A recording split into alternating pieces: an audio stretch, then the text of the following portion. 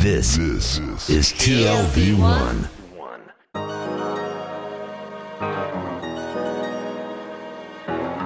The Tel Aviv Review with Gilad Halpern. Hello and welcome to the Tel Aviv Review, a program dedicated to the word, to the thought and to debate, brought to you by the Van Leer Jerusalem Institute, which promotes humanistic, democratic and liberal values in the social discourse in Israel. I'm your host, Gad Halpern, and every week I'll be engaging in close encounters of the intellectual kind with writers and scholars, or simply people of ideas of all types and vocations who have done something to make our lives a tad more interesting. My guest today is a professor of sociology and education at the Hebrew University of Jerusalem, whose forthcoming book, The Unruly Mind, belongs to one of my favorite disciplines, the sociology of science. It seeks to analyze the culture of science in Israel, the way Israeli scientists go about their vocation, compared to other places, chiefly Germany. Professor Gad Yair, hello and welcome to the Tel Aviv Review. Hello, and thank you for inviting me. I always thought that the beautiful thing about science is that it's universal. That what happens inside the lab is unaffected by the country it is located in or the nationality or culture of the scientist. But clearly it isn't so. So my question to you is, what really are the parameters that define the different cultures of science that vary from one country to the other? Well, this is a big question. The way I go doing my studies is focusing on the particularities of cultures. And I came to this project after completing a previous one on German culture, which was based on the special point of view of Israelis living in Berlin mostly. And during those interviews in Berlin, I had the occasion to interview a few Israeli scientists working in German institutions. And when I asked them about similarities, differences in the way that science is made in laboratories, they said, it's very different. The group was very small, so I said, this is my next study. And indeed, this is my next study, the study of the unruly mind of Israeli scientists. So upon completing the previous project, I went and interviewed 125 top Israeli scientists who have collaboration with German colleagues. Mm-hmm. So they can tell me something about the way they were compared to a different setting. And usually, given the experience of Israeli scientists in the USA, I have the ability to compare three cultures. Right. So Germany was just picked at random because you happened to be there at a certain point, or does it have any special significance to it? No, it has a special significance to me because I have a very broad project comparing cultures, American, German, France, and Israel. So 4 cultures. I've completed previous books, one, for example, on the Golem and German social theory, and another one on France about Pierre Bourdieus's preoccupation with the French Revolution. Mm-hmm. So I compare those 4 cultures because they are significant in terms of the development of the social sciences. Right. And Israel, in this case, was just a response to my students who were asking me, so you're saying some interesting stuff about Germans and Americans and French scholars. What about us? Mm-hmm. So is there anything really quintessentially Israeli about Israeli science? By the title The Unruly Mind, do you insinuate that they bring their famous Israeli chutzpah into the laboratory? Exactly. I think what distinguishes Israeli scientists compared to Americans and Germans is indeed this unruliness in the way they conduct science. So I work a lot with a camera. So when I come to make interviews, I peek into labs and take photos and I usually ask them, would a laboratory look the same in Germany or in the USA? And they say, oh, no. We don't have the preoccupation with order, with orderliness. So things are balagan, things are scattered, but they are not only scattered on the table, they are scattered in the mind. So the unruliness is the sense or the meaning that they do not accept rules, regulations, codes of conduct, paradigms of thinking as something that you have to respect. Mm-hmm. They are just an invitation for another thought. So when I say they are undisciplined, it's in a positive way because it's, when you come into Tel Aviv on Ayalon Street, Derech Ayalon. The motorway. Yeah, the motorway. There's the yellow building, and the yellow building is a quote from Albert Einstein. Imagination is important, not knowledge. And I think Israelis are easy with imagination because they are unruly. They don't accept the paradigm. They don't accept previous publication as something final, something that is authoritative, and that because a big professor from Harvard or the Max Planck Institute wrote that, that's it. End of story. So the unruliness opens up imaginative path for new ideas. And is it only conducive to scientific performance, or does it have downsides as well? Well, it does have downsides because in science you do need to have discipline. You do have methodologies which require things to be done very carefully. And as they say about the Germans, they walk 1, 2, 3 by the book or inside the box. So what I find in this project is that the collaboration between Israelis and Germans is the win-win situation, because the Israelis bring their traits and the Germans bring theirs, and the combination of a German-Israeli project is a win-win situation for both. How do you measure that? I mean, do they come with better solutions to more complicated problems? How do you really measure scientific success? Well, before we go into success, let me give you an example of this unruliness and what a German brings and what an Israeli brings. So I'm interviewing a geologist at Tel Aviv University, and he says, look, there's a big wall at the Dead Sea, 40 meters high. And every half millimeter, we have a different layers of stone or something that is indicating a flood from ages ago. So we need to measure. So we have 40 meters. Every half a millimeter is a flood. So you've got to make 8,000 measurements. So I look at this professor and I ask him, so what do? Do you measure 8,000 times this? He says, no Israeli PhD student would take that project. We can't do it. So I ask him, so what do you do? And he says, I bring a German PhD student, and he measures that very accurately 8,000 times. So I ask him, if you didn't have a German partner, what would you do? So he says, well, we'll take a photo of the wall and we'll invent some kind of robot which will analyze the stuff, and we have no patience. The point is, we have no patience. So Israelis will have hard time to engage in a project for a long term or plan a long-term project. So something they tell me, if we had to build the electronic microscope, never in Israel. Never such investments in terms of money and time for a long period.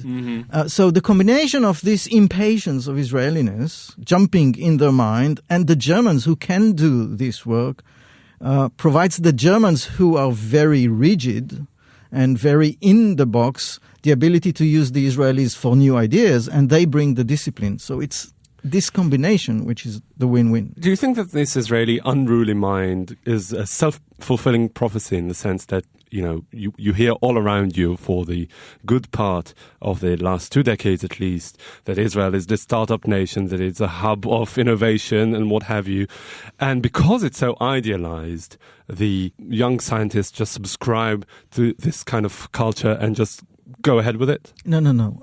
It's much earlier. It starts in kindergarten. It's the way we bring up kids. Indeed, the unruly behavior is taught in kindergarten. So the difference in how we encourage kids to paint.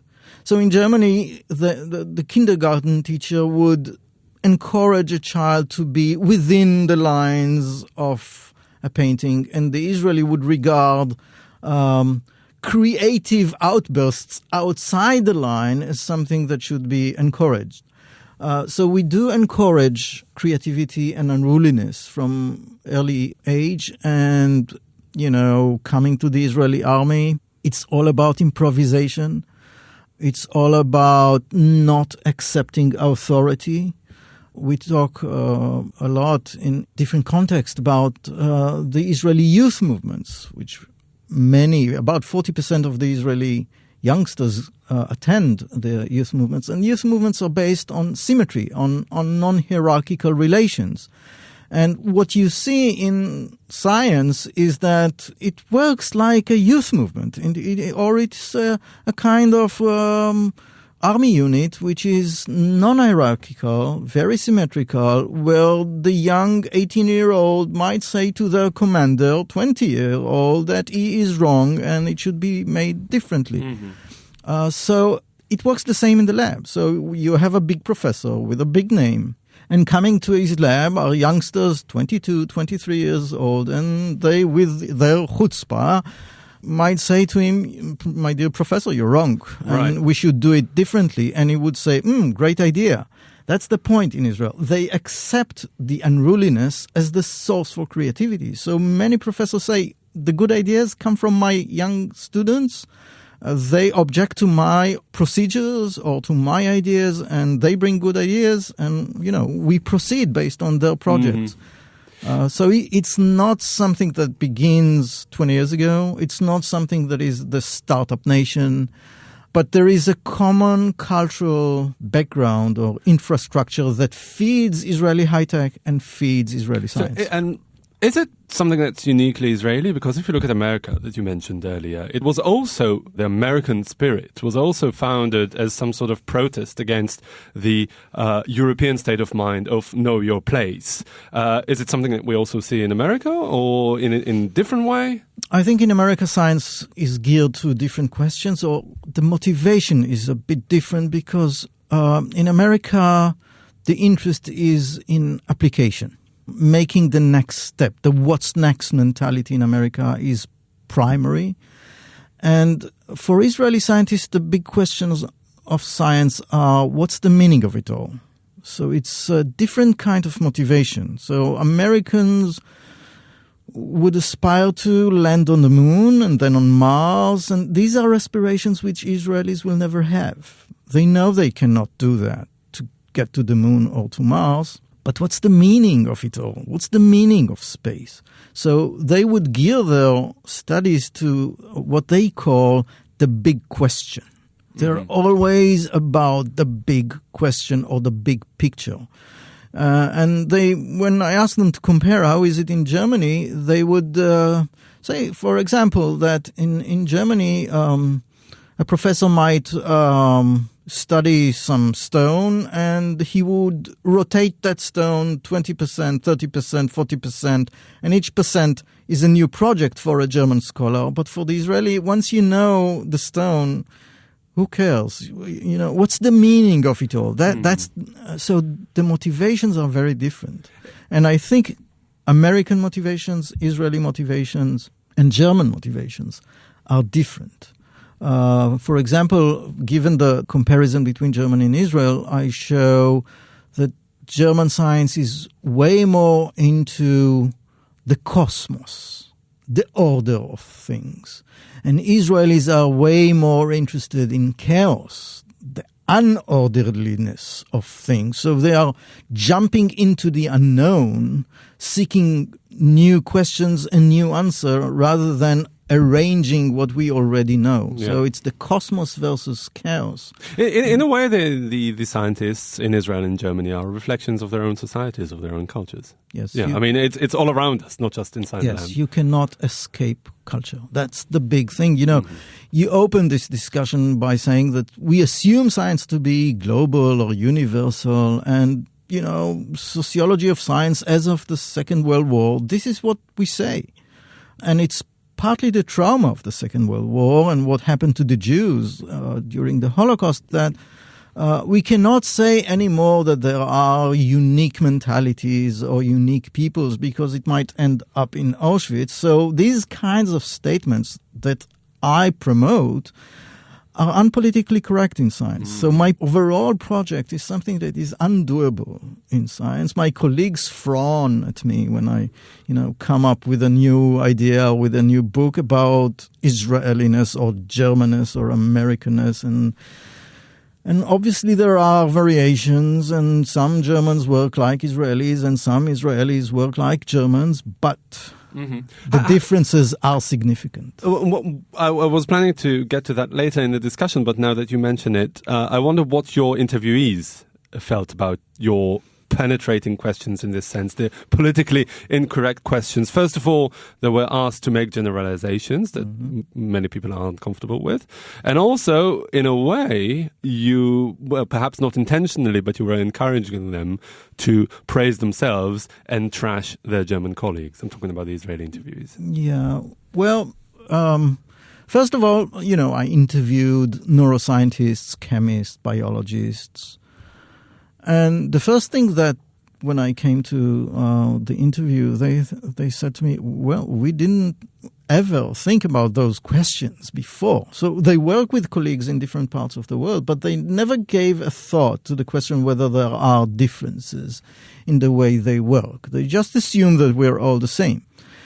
Secondly, when I pressed them about the point of differences, they said, there are many stereotypes about Germans being orderly and being hierarchical. But then, 20 seconds after saying these are stereotypes, they said, yes, there are big differences. So they did give me this politically correct, conscience-clearing statement, those are stereotypes, but then they came with very strong analysis of the differences.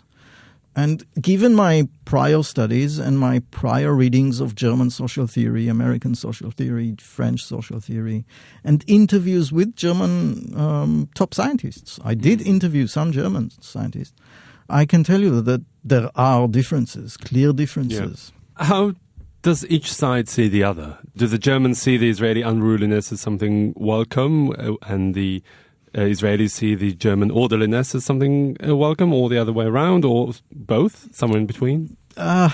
This is a big question. Do they see the value in combining the two elements as you do? Yes, they see the value, but for the German, this unruly behavior on the Israeli part is, I would be pressed to say, barbaric, but it's undone. It's undone. It's allowing emotions to sprawl into the realm of science, which should be intellectual only. So for Germans, the realm of emotions, something that Israelis play with or allow to be very apparent in the way they work, for Germans, this is something that is undone, and it's morally undone and theologically unaccepted. Emotions are the devil from a theological point of view. So bringing up emotions in science, like saying, I am enthusiastic, and the German would say, just do the job. Emotions are not relevant. So there's ambivalence on both sides. The Germans know that good ideas come from the emotions, but emotions are a sign of a devilish, barbaric element in human existence, which they don't allow. On the other hand, this is the creative part. This is where, in German culture, it's the Mephisto and Faust encounter. So Faust, the scientist, needs his Mephisto, needs his devil for creativity. So the Israelis are the devil for the Germans. And the Israelis view the German, well, they bring good methods, soberness, clear-headedness, but they are boring. Okay, so there's ambivalence on both sides. Right. Mm-hmm. Going back to the Israeli culture of things, does it have roots, do you think, in Jewish history, in Zionist history? We know that science has been separate from Zionist history and its nation-building process, perhaps best personified in Chaim Weizmann, the leader of the Zionist movement for many years in the crucial period in the pre-state era, who was himself a scientist and never gave up science for politics.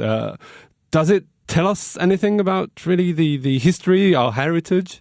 Well, Israeli science started off from German science. It mostly started in the 1920s, 1930s. Both the Hebrew University of Jerusalem and the Weizmann Institute was home to German refugees, German professors, Jewish professors who ran away from Germany. Most of them ran to the USA. Those who arrived to Israel created the institutions we now know to be the last German university. That's how we call the Hebrew University, the last German university, because the German universities were all destroyed during the Second World War and no bomb fell on Jerusalem during World War II. So it began with a German orientation, but quite early, as the Palmach, the combat unit of pre-state Israel, joined the university as young students, they changed the culture into a Palmach culture, to a pioneering culture. So very early, the culture of research in Israel turned from a German orientation into the Sabre, locally bred culture that was initiated in the kibbutz movement, 1920s, and then in the Palmach, 1930s. So in many cases, I compare what happens 2016 Israeli labs to what Yigal Allon was telling his soldiers in 1936 as they were preparing for war. The spirit of improvisation, the statements against hierarchy are all the pioneering mentality of the pre-state Palmach and kibbutzim, and you see the same mentality in Israeli institutions today. So it was created in Israel against a backdrop of German culture, and there was a big shift within a generation. And I guess that if I were to do the interviews in the 1950s, I would find the same. Right. Oh, okay. So it goes as early, far as that. Yeah. Okay. Yeah. Are there any remnants in the Israeli academia of that Germanness? No. None whatsoever. Some in the humanities, because they are based on philology of ordering things. But even when I interview humanists, historians, African studies, Asian studies, and they look at their peers in Germany and they say, their philology is way more order than we do. So there is the background, but the interest in the big picture or the big question is always what drives them. Do you think that these scientists, especially the German ones, listen to you and to your colleagues? Because I think that recognizing the value of unruliness goes back decades. I think, one very known example is Thomas Kuhn and the nature of scientific revolutions. They actually said that what brings scientific progress is challenging, questioning the ruling paradigms. And the fact that Germans especially, and others as well. I mean, we're talking about Germans here, but there are many similar scientific cultures in the world still work by the book and are still very deferential to the big professors. Do they not realize that it curtails their endeavor to, engage in scientific progress? Yeah, I fully agree, but you cannot divorce culture. And culture is habituated in your body and in your mind. So even though you read, let's say, from Einstein that imagination is more important than knowledge, but your tradition respects knowledge and demands that you order knowledge by philological drawers, even though you understand that you need to go to Mephisto way more often than you do, it's very difficult to change culture. So it's inside you, it controls you. And in the globalized world, you don't think it's going to happen at some point, like it did in Israel in the 1950s, that the Palmach culture took over the old German spirit, now that, everything is so globalized and the American influence and also the Israeli influence to a lesser extent is present in Germany. Does it sow any seeds of change? We can speak about specific disciplines and we can speak about the overall picture. So in the life sciences, the scientists tell me, we're all the same. Because everybody, Germans, Israelis, French scholars, English, we all study in the USA. And the similarities between us is because we work in the USA. So this is a unique discipline. But the overall picture, I think, is going into more nationalization rather than into globalization. I think it's a post-trauma after September 11. How so? I think the belief in modernity and globalization was celebrating its success after the fall of the Berlin Wall and the failure of communism to convince the world to turn to the left. And I think September 11 was the blow to the big dream of a globalized, unified world. Maybe the dream, but in practice it's still there, right? I don't think so. No? No. If we look at Europe, we are seeing the closing off of the European mind, meaning that the UK just divorced Europe. Everybody wants to divorce Europe. So nationalization and I would argue appreciation of national cultures is back on the rise with positive and negative consequences. All right, Professor Gad Yair, this is really very fascinating, but we'll have to end it there. You're a professor of sociology and education at the Hebrew University of Jerusalem and author of the forthcoming book, The Unruly Mind. Thank you very much for joining us today. Thank you. And also big thanks to Alex Benish, the sound engineer, and to the Van Leer Institute for their generous support. If you like this podcast, there are many more where it came from. Just go to www.tlv1.fm/podcasts and take your pick. Ray of sun in my eyes.